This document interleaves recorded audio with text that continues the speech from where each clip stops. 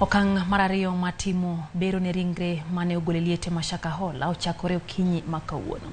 Jatend migawo mar arita Ngire Kithure Kindiki nochopo Malindi okinyi ma kawuono mar puodho chakruok mar bero no.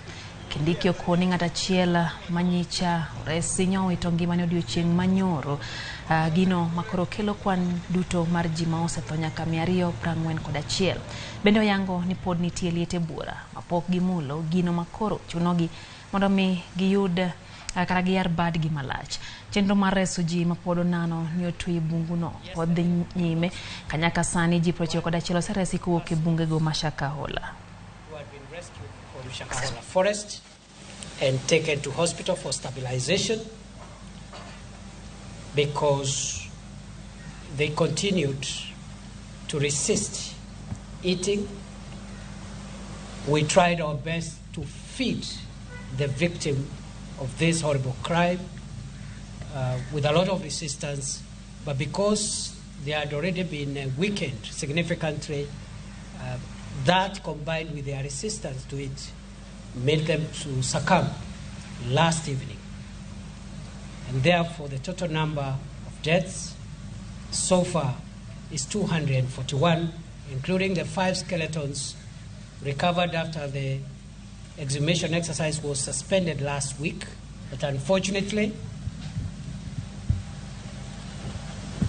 we have evidence of more graves in Shakahola forest.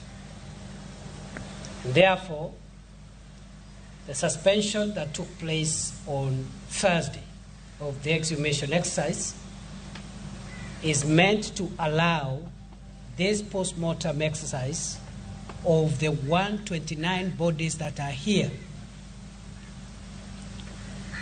to make sure that we are able to free this hospital mortuary because it is of limited capacity and there are other deaths occurring through normal attrition, and therefore we'd like to free the facility, transfer the bodies to a temporary morgue.